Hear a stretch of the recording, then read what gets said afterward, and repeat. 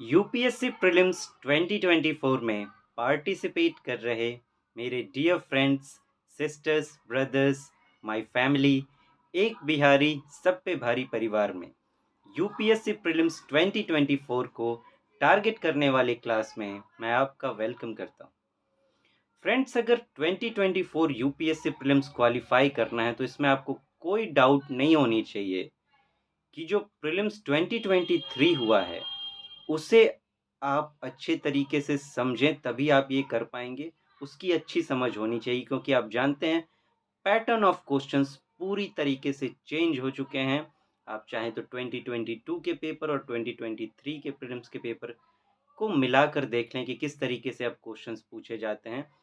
Power of elimination को उठा के फेंक दिया गया है बाहर, क्योंकि अब वो किसी काम का नहीं रह गया, क्योंकि ऑप्शंस इस तरीके से अब डिज़ाइन किए जाते हैं कि आप उसका इस्तेमाल ही नहीं कर पाते।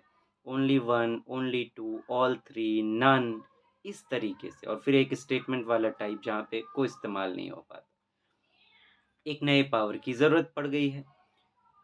उस पावर को अभी हटाते हैं साइड में, बात करते हैं मेन बात पर कि 2023 जो है उसको आपको समझना पड़ेगा किस तरीके से यूपीएससी ने क्वेश्चंस को सेट करना शुरू किया है। तभी आप ये यूपीएससी 2024 का जो प्रीलिम्स है इसमें बेटर परफॉर्म कर पाएंगे। इस क्लास का मकसद यही है कि पहले तो जो आपने पढ़ रखा है चीज़ों को, आपकी जो भी नॉलेज है उस बेस पर आप एग्ज़ाम में बैठने वाले थे, जितने मार्क्स भी आपको आ सकते थे उसमें 20 to 25% मार्क्स को की बढ़ोतरी हो जाए, वो बढ़ जाए पहले।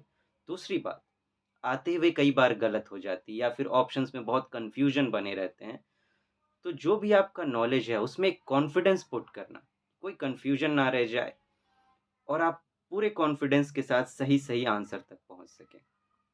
और एक और बात कि क्वेश्चंस अगर आपको ना भी पता है, अब नहीं भी पता है मीन्स नॉलेज नहीं है, तब आप कैसे सॉल्व कर पाएंगे वो स्किल। इन चीज़ों को ध्यान में रखते हुए इस क्लास को डिज़ाइन किया गया है और हम उसी तरीके से बात कर रहे हैं।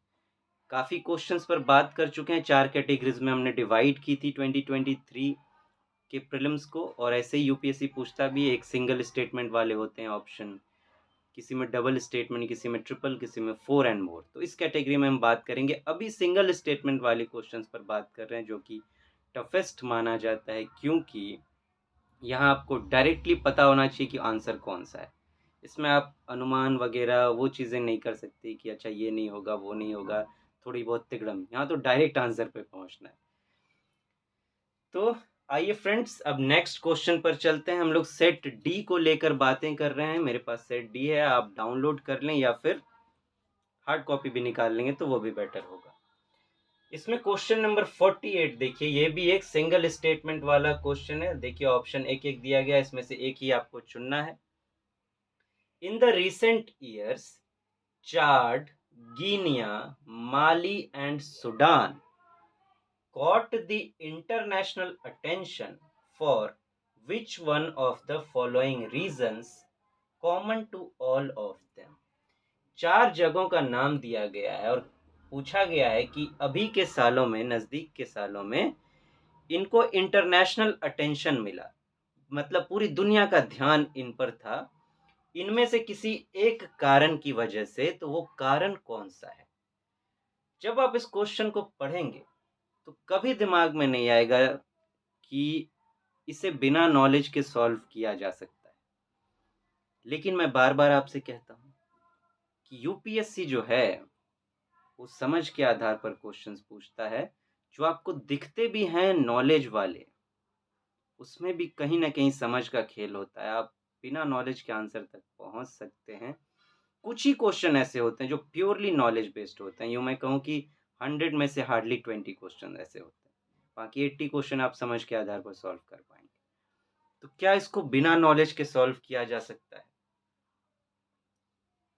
यूपीएससी के माइंड को अगर आपने समझ लिया, और वही मेरा पर्पस भी है कि आपको यूपीएससी का माइंड समझा देना कि वो कैसे क्वेश्चन सेट करता है, और फिर आपको अपने माइंड को उसके अनुसार कैसे डालना है, कैसे मैच करना है। आइए इसको देखते हैं कि क्या बिना नॉलेज के बेस पर इसको सॉल्व किया जा सकता है। क्या है? चाड, गिनिया, माली एंड सूडान, ये चारों के चारों जो हैं अफ्रीका के देश हैं।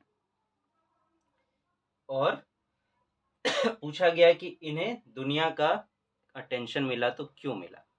पहला option, discovery of rich deposits of rare earth elements, कि यहाँ पर जो रेयर एलिमेंट हैं अर्थ के, मतलब इंपॉर्टेंट एलिमेंट सब, उनकी डिस्कवरी हुई यहाँ पर, उनका बहुत ज्यादा रिच डिपॉजिट यहाँ पर मिला। अब देखिए, आप करंट में पढ़ते होंगे, हिस्ट्री पढ़ते होंगे, तो इस बात की तो आप जानकारी रखते होंगे या अनुमान लगा सकते हैं कि एक बार में खुदाई कहीं एक जगह पे होती है, कहीं कहीं पे कहीं कुछ खास चीज मिला, फिर कहीं पे कुछ और कोई खास चीज मिला।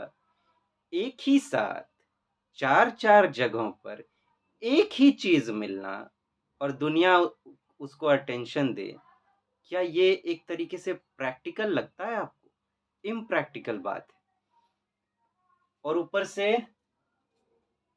ये जगह, आप अगर मैप देखेंगे, यूं कहिए कि अफ्रीका का मैप आप एक तरह से देखिए, ये अफ्रीका का मैप है। यहाँ पे आपको चाड, माली, सूडान ये सब मिलेंगे, और यहाँ पर जो है आपका गिनिया है। ये ऑलरेडी बहुत गरीब देश है, तो गरीब देश है, इनको खाने के लाले पड़े हुए हैं। और आप सोचिए, क्या ऐसे देशों में रेयर अर्थ एलिमेंट जो कि बहुत कीमती होते हैं, फॉर एग्जाम्पल यूरेनियम, थोरियम, इस तरीके की चीजें, क्या ये देश उसकी खोज में लगेंगे? आप एज अ पर्सन सोचिए, आप एक इंसान हैं, आपके पास कुछ भी नहीं है, खाने के लाले पड़े हुए हैं, आप सबसे पहले क्या ढूंढिएगा? रोटी, कपड़ा, मकान, या हीरा जवाहरात ढूंढिएगा? आप ये बताइए। तो इन दोनों की बेस पर अगर सोचें, तो ये तो ठीक नहीं लग रहा कि एक साथ चारों जगह एक ही चीजें, जबकि सबके कंडीशंस अलग है। ये तीनों तो मान भी लेते हैं चलो कि ये तीनों बगल में है एक और ये गिनिया थोड़ा सा नीचे है, ये हरा भरा देश है, यहाँ पानी वानी बहुत पड़ता है, इस जगह पे समंदर के किनारे है, थोड़ा सा ग्रीन रीजन है। और ये जो रेयर अर्थ एलिमेंट हैं वो ज़्यादातर जो हैं, यूं समझिए कि बहुत पुराने स्ट्रक्चर्स जो होते हैं, प्लेट्यूस, उस किस्म के जगहों पर मिलते हैं। उस आधार पर भी ये कैंसिल हो जाएगा, तो तीनों में से कोई आधार फिट नहीं हो रहा। आपको वैसा ऑप्शन ढूंढना है। सबसे पहले तो इस शब्द को समझ लीजिए, इंटरनेशनल अटेंशन। अटेंशन, अटेंशन कब दी जाती है? आप किसी को कब अटेंशन देते हैं? जब आपको लगता है कि सामने वाला बहुत इम्पोर्टेंट है, या फिर आप यूं कहिए कि कुछ उसमें कोई खास बात है बहुत, या फिर अगर इसे दुनिया की भाषा में ही देखें, तो आपको कुछ ऐसा ढूंढना है जो सबसे ज्यादा इंटर अटेंशन जिसको दिया जा सके, दुनिया की नजर जिस पर सबसे ज्यादा जाए, ऐसा कुछ। तो ये तो पहले इन तीन आधार पर कैंसिल हो गया कि इनमें से ये चीजें तो नहीं हो सकती, ये फिट नहीं कर रहा। दूसरा, establishment of Chinese military bases, कि इन जगहों पे चाइनीज मिलिट्री ने अपना बेस बनाया है। ये आप देखिए, ये एरिया बीच में, यहाँ पे चाइना अपना मिलिट्री बेस बना के करेगा क्या? सबसे पहले, क्या उसको कोई फायदा होना है? कोई भी आदमी जो है, देश अपना मिलिट्री बेस कहाँ पे बनाता है? जहाँ से उसको कोई फायदा होना है, स्ट्रेटेजिक। समंदर के किनारे बनाए तो समुद्री रास्तों पर नजर रख पाए, कोई दुश्मन है तो उसके करीब।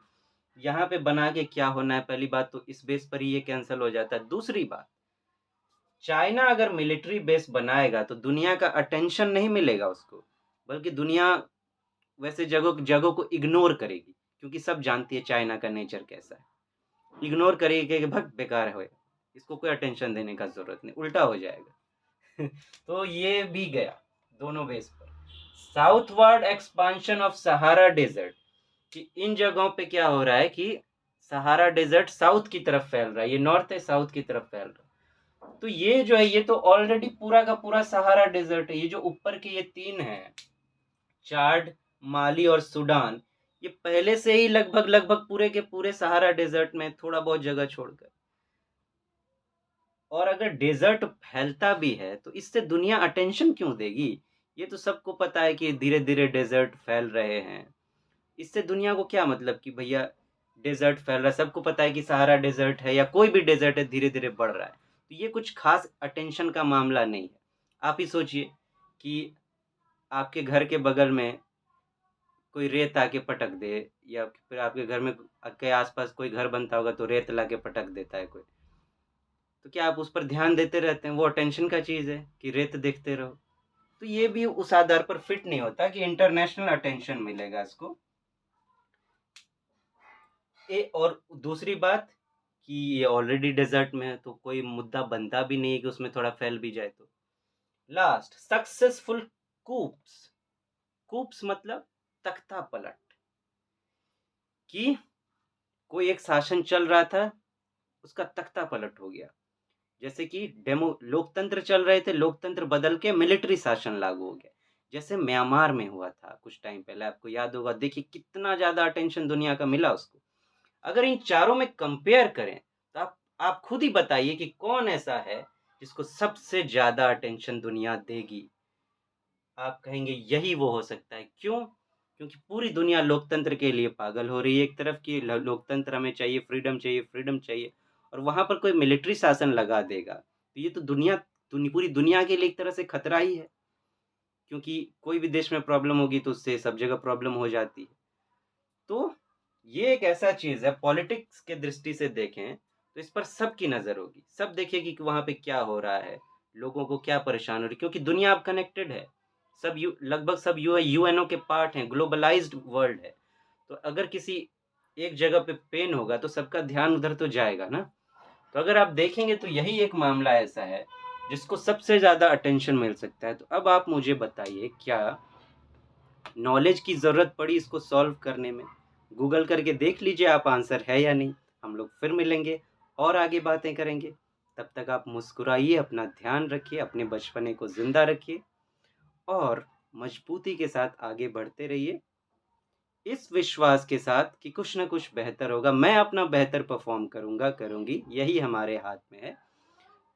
तो डरें क्यों? अपने आप को काबिल बनाएं। फिर मिलते हैं। Thank you so much. Have a nice day. नमस्ते जी।